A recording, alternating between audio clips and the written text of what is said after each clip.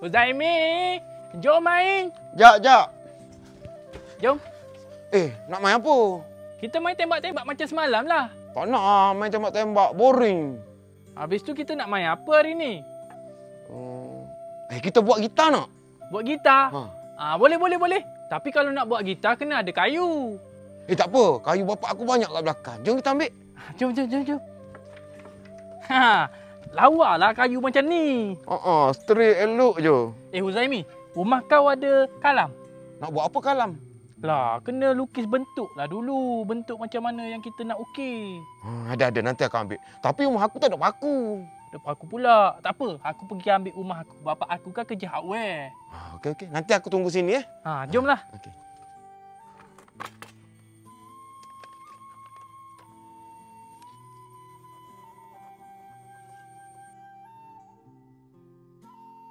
Kau nak buat gitar apa, Kamaru? Aku nak buat gitar karen. Kau pula? Aku nak buat gitar kapak je lah. Gitar kapak. Jomlah. Aku dah nak siap ni.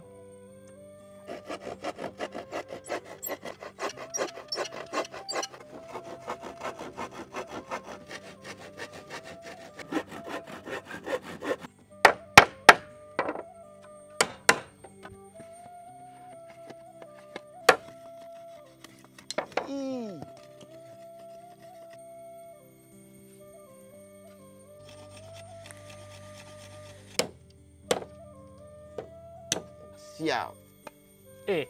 Ini gitar ke pendayung sampan? Gitar lah. Gitar kapak macam ni lah. Sekali tengok pendayung sampan. Dua kali tengok macam pengacau suara. Mana ada. Gitar lah ni lah. Macam ni lah gitar. Jom lah pasang tali. Tapi yang kau cantik lah. Ini gitar karen. Jom. Jom. Pasang tali.